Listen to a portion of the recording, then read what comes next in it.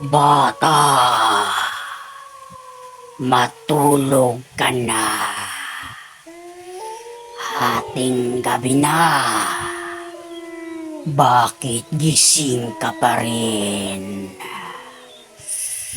Tamang-tama.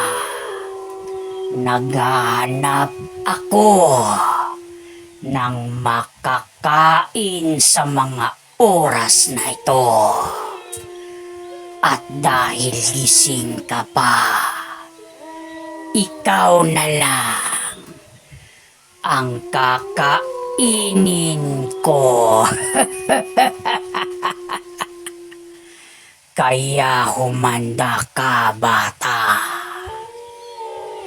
Pupuntahan kita ngayon din at kukunin kita.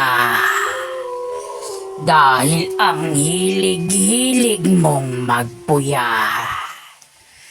Kaya ikaw na lang ang kakainin ko.